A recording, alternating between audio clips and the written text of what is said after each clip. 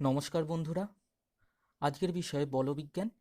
এবং বলবিজ্ঞান পড়ার জন্য আমাদের সবার প্রথমেই যেটা আসে সেটা হলো পার্টিকেল ডাইনামিক্স। আমরা এখানে পার্টিকেল ডাইনামিক্স পড়ব। পার্টিকেল ডাইনামিক্স পড়ার জন্য কতগুলো টার্ম যেগুলো আমাদের বোঝার, পার্টিকেল ডাইনামিক্স বা মেকানিক্সকে বোঝার জন্য খুব কাজে লাগে, সেগুলো হলো point, straight line, scalar and vector operation, particle, event, observer. এদের মধ্যে point, straight line, scalar and vector operation সম্পর্কে আমরা মোটামুটি সবাই জানি। আমাদের যে তিনটে নতুন টার্ম এখানে পাবো সেগুলো হলো পার্টিকেল বা কণা, ইভেন্ট বা ঘটনা, অবজারভার বা দর্শক। এই তিনটে সম্পর্কে আমরা এখানে সবার প্রথম জেনে নেব। পার্টিকেল কাকে বলছে? পার্টিকেল হলো, a particle is ideally just a piece or a quantity of matter having a practically no linear dimension but only a position। অর্থাৎ একটা কণা হলো এমন একটা পদার্থের একটা টুকরো অথবা পদার্থের কিছু পরিমাণ অংশ যেটা কোনো রকম কোনো পার্টিকুলার পজিশন বা আয়তন জায়গা জোড়া করে থাকে না। অর্থাৎ সেটা একটা বিন্দু বিন্দুর বিন্দুর সমান, বিন্দু ভরের সমান। তো এই পার্টিকেল বা কণাকে মাপা হয় হচ্ছে ওই কণার ভর দিয়ে। সাধারণত এটার বাস্তব কোনো অস্তিত্ব নেই, কারণ যে কোনো জিনিসই যখন কোনো জায়গা জুড়ে থাকে তখন ওজন থাকে, যার কোনো ভর থাকে, সে কিছু না কিছু জায়গা সে অধিকার করে থাকে। যেহেতু বিন্দুর কোনো পার্টিকুলার জায়গা জোড়া করে থাকে না, যা বিন্দুর কোনো আয়তন নেই, সেহেতু যখন কোনো একটা ভরকে আমরা বিবেচনা করি তখন সে তার কিছু না কিছু আয়তন থাকবেই। তাহলে এটা ধরা হয় কেন? এটা ধরা হয় এই জন্যই, যখন আমরা ফিজিক্সে বিভিন্ন সমস্যার সমাধান করি তখন আমরা একটা বস্তুর তুলনায় অন্য বস্তুটা অত্যন্ত নগণ্য হলে তখন সেই বস্তুটাকে আমরা বিন্দু ভর হিসেবে তুলনা করতে পারি। যেমন পৃথিবীর সাপেক্ষে যদি আমরা আমাদের নিজেদের ভরকে তুলনা করি, তাহলে পৃথিবী কতটা আয়তন জুড়ে আছে আর আমরা কতটা আয়তন জুড়ে রয়েছি। পৃথিবীর সাপেক্ষে পৃথিবীর আয়তনের তুলনায় আমরা যে জায়গাটা অধিকার করে রয়েছি, যে স্পেসটা নিয়েছি, সেটা নগণ্য। তাই আমাদের ভরটাকে আমরা বিন্দু ভর ধরতে পারি। আবার সূর্যের সাপেক্ষে পৃথিবীটাকে বিন্দু ভর ধরা যেতে পারে। এই কারণেই বিন্দু ভরের আইডিয়াটা এখানে এসেছে। এরপরে যেটা আছে সেটা হলো ইভেন্ট বা ঘটনা। ইভেন্ট কি বলছে? Anything that ochre suddenly or instantaneously at a point in space. অর্থাৎ কোথাও কোনো ঘটনা হঠাৎ বা তাৎক্ষণিকভাবে ঘটলে তাকেই আমরা ঘটনা বলি, ঘটনা বা ইভেন্ট বলি। এই ইভেন্টের সঙ্গে ওতপ্রোতভাবে জড়িয়ে হচ্ছে জায়গা এবং সময়। যদি কোনো একটা ঘটনা ঘটে, আমরা সবার প্রথমেই জানতে চাই কোথায় ঘটেছে এবং কখন ঘটেছে। সেই জন্য a position and a time of occurrence সবসময় এর সঙ্গে ইনভলভ হয়ে থাকে। অবজারভার, অবজারভার বলতে বা ইংলিশের যেটা বলছে এখানে সেটাই, অর্থাৎ দর্শক। যে অবজার্ভ করছে সেই অবজারভার। সেই অবজারভার যে অবজার্ভ করছে সেটা একজন ব্যক্তি হতে পারে, আবার কোনো যন্ত্র হতে পারে। A person or an equipment which can locate, record, measure, interpret an event is called observer। সাধারণত অত্যন্ত সূক্ষ্ম যে পরীক্ষাগুলো হয় ফিজিক্সে, সেখানে বিভিন্ন পরমাণু, অনুপরমাণুর যে বিক্রিয়াগুলো হয়, অনুপরমাণুর বিভিন্ন ইলেকট্রন প্রোটনের মধ্যে যে রিয়াকশনগুলো আমরা দেখতে চাই, ইন্টারাকশনগুলো দেখতে চাই, সেগুলো বিভিন্ন যন্ত্রের সাহায্যে করা হয়। সেখানে যন্ত্রগুলো ডাটা কালেকশন করে এই কম্পিউটার অ্যানালিসিস করে। এখানে সেই সমস্ত যন্ত্র বা ইকুইপমেন্টগুলো অবজারভারের কাজ করছে। আর বিভিন্ন আমরা খালি চোখেও অনেক এক্সপেরিমেন্ট করে থাকি। তুমি ধরো দেখছো একজন ব্যক্তি ছুটে ছুটে যাচ্ছে, সে কতটা জোরে ছুটছে সেটা আমরা আমাদের মাধ্যমে দেখি, তখন সেখানে আমরা অবজার্ভ করছি, তখন ব্যক্তি বিশেষ হিসেবে আমরা অবজারভার। তাই অবজারভার একজন ব্যক্তি হতে পারে, একটা ইকুইপমেন্টও হতে পারে। যাই হোক, আমরা পার্টিকেল, ইভেন্ট এবং অবজারভার সম্পর্কে জানলাম। এছাড়াও মেকানিক্স বা particle of motion, particle dynamics পড়ার জন্য আমাদের আরও দুটো জিনিস সম্পর্কে জানতে হয়, সেটা হলো রেস্ট অ্যান্ড মোশন। রেস্ট আর মোশন সম্পর্কে আমরা সবাই মোটামুটি জানি।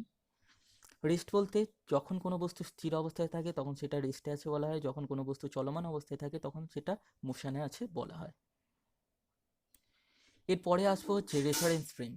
Reference frame a system of coordinate axis which define the position of particle or an event in 2 or 3 dimension space is called frame of reference।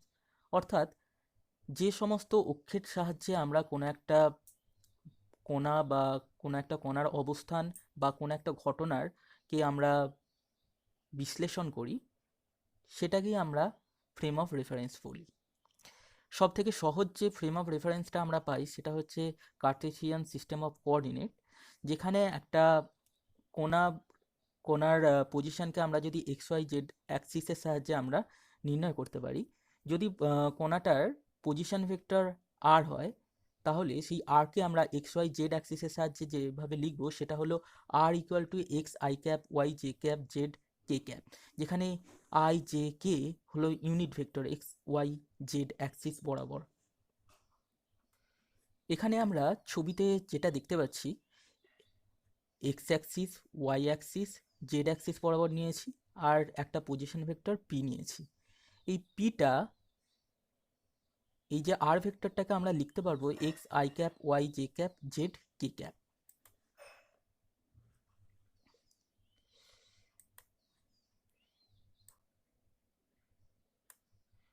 আমরা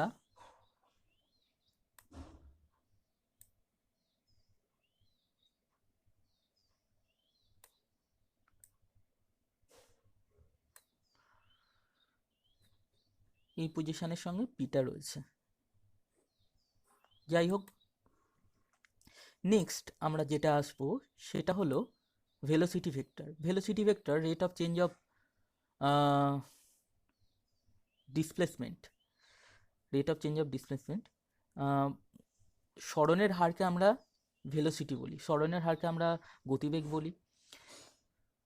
দেখা যাক, এখানে পি নিয়েছিলাম, তো এখানে ধরলাম পি ওয়ান পজিশন থেকে একটা কোণা পি টু পজিশনে গেছে, তার জন্য তার যে ভেক্টর পজিশন ভেক্টরের চেঞ্জ হয়েছে ডেল্টা আর সময়টা লেগেছে ডেল্টা টি ডিটি, তাহলে সেটাকে আমরা ভেলোসিটিকে বলতে পারি d r by d t equal to, আমরা যদি ডেরিভেটিভ করি আগের ইকুয়েশনটার ডেরিভেটিভ করলে d r d t equal to d x d t dy d t d z d t হবে, d r d t equal to d x d t dy d t d z d t হবে। একইভাবে আমরা যখন অ্যাক্সিলারেশন নেবো, অ্যাক্সিলারেশন নেওয়ার জন্য আমাদের এ ইকুয়াল টু ডিভি ডিটি হবে rate of change of velocity equal to acceleration, সুতরাং ডি টু আর, এটাই হবে হচ্ছে অ্যাক্সিলারেশন। এখন যখন আমরা ফ্রেম অফ রেফারেন্স সম্পর্কে পড়ি, তখন শুধু যে অবজারভারটা মূল অরিজিন বিন্দুতে থাকবে, ও বিন্দুতে থাকবে, এখানে যেমন আমরা অবজারভারটা যে এই ও বিন্দুতে থাকবে তার কোনো ঠিক নেই, নিশ্চয়তা নেই, অবজারভারটা এখানেও থাকতে পারে। তখন কি হবে? অবজারভার যখন এখানে থাকবে,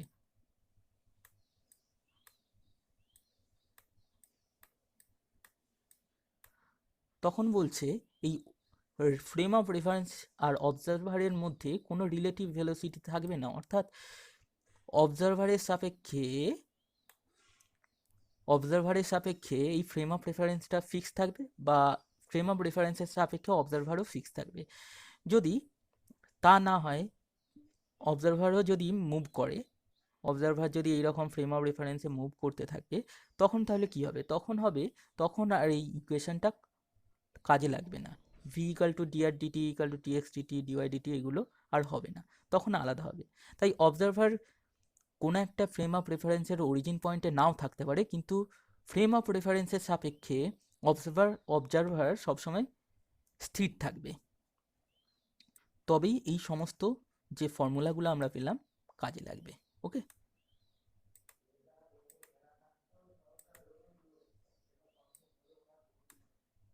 কি বলছে একবার দেখে নিই, the origin of the frame of reference may not always coincide with the position of the observer, however the frame of reference must be at rest with respect to him. এরপর যেটা আসছে সেটা হচ্ছে স্পেস টাইম ফ্রেম। এই space time frame নিয়ে অনেক আলোচনা রয়েছে। আমাদের সব থেকে বিখ্যাত যে রিলেটিভ ভেলোসিটি আমাদের আইনস্টাইন দিয়ে গেছিলো, স্পেশাল থিওরি অফ রিলেটিভিটি, সেটাও স্পেস টাইমের উপরেই হয়, স্পেস টাইম ফ্রেমের উপরেই হয়। তো স্পেস টাইম জিনিসটা কিভাবে আসছে দেখো, দেখা যাক। For complete identification of an event in a reference frame, যখন কোনো একটা ঘটনা ঘটে, আমরা ধরি একটা অ্যাক্সিডেন্ট ঘটেছে, তো সবার প্রথমেই আমাদের মনে যেটা আসে সেটা হলো কোথায় ঘটেছে, এক্স্যাক্ট লোকেশন, কখন ঘটেছে অ্যাক্সিডেন্টটা, exact time of it occurrence.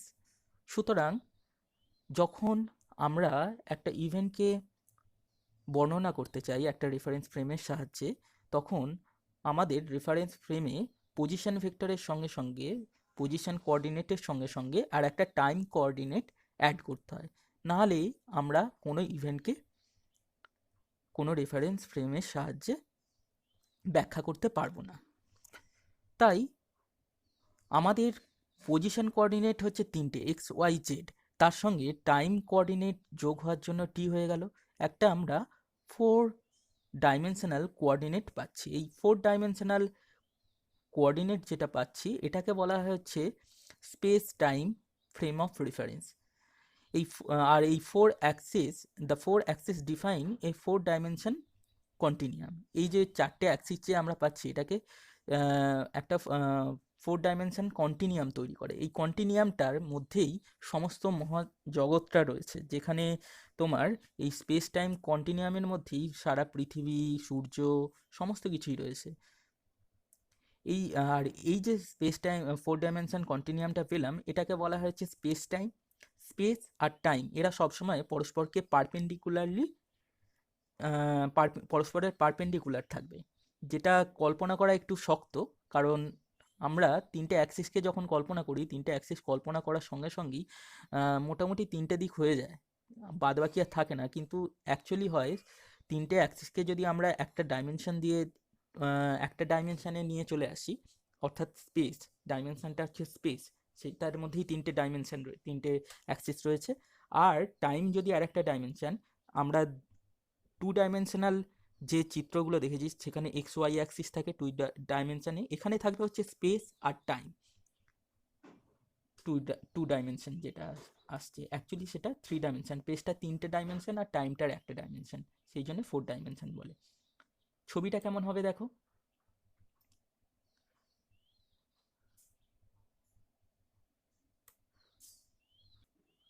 ছবিটা হবে কতকটা এইরকম, এক্স ওয়াই জেড অ্যাক্সিস আর তার সঙ্গে এই যে টিটা হচ্ছে এই স্পেস অ্যাক্সিসের সঙ্গে পারপেন্ডিকুলারে রয়েছে। আর একটা কথা, এই স্পেস টাইমটাকে আর একটা নামে পরিচিত, মিনকোস্কি স্পেস। আমাদের যে পৃথিবী, এই পৃথিবী বা চাঁদ সবই এই স্পেস টাইম কন্টিনিউয়ামের মধ্যে পড়ে। এখানে যে এই জালের মতো জিনিসটা, এই জালের মতো জিনিসটা হলো স্পেস টাইম কন্টিনিউয়াম, যেখানে পরস্পর স্পেস এবং টাইম পরস্পরকে পারপেন্ডিকুলারলি ছেদ করেছে। এরপর আসবো different frame of reference. Different frame of reference বলতে এখানে যখন আমরা কোনো একটা বস্তুর গতি দেখি, দুটো ফ্রেম অফ রেফারেন্স থেকে বস্তুর গতিটা দু রকম মনে হয়। একটা উদাহরণ দিলে সব থেকে ভালো বোঝা যাবে। আমরা ধরি একজন ট্রেনে করে যাচ্ছিল, ট্রেনে করে যাওয়ার সময় সে ট্রেন থেকে একটা পাথর ফেলে দিল। পাথর ফেলে দেওয়ার ফলে ট্রেনে যে রয়েছে সে দেখবে হচ্ছে পাথরটা উল্লম্ব গতি বরাবর লম্বাভাবে নিচে গিয়ে পড়লো, সে দেখবে পুরো স্ট্রেট লাইনে নিচে গিয়ে পড়লো। কিন্তু আর একটা ব্যক্তি ট্রেনের বাইরে রয়েছে, তার ফ্রেম অফ রেফারেন্স ফিক্স, কিন্তু ট্রেনে যে রয়েছে তার ফ্রেম অফ রেফারেন্সটা মুভ করছে। এবার বাইরে যে রয়েছে সে দেখলো হচ্ছে একটা লোক ট্রেন থেকে একটা পাথর ফেললো, পাথরটা প্যারাবোলিক পথে মাটিতে এসে পড়লো। তাহলে একজন দেখছে প্যারাবোলিক পাথ আর একজন দেখছে স্ট্রেট লাইন। যে বাইরে রয়েছে সে এই প্যারাবোলিক পাথটা দেখছে, আর যে ট্রেনের ভিতরে রয়েছে সে দেখছে এই স্ট্রেট লাইন বরাবর নিচে চলে আসছে। কারণ কি?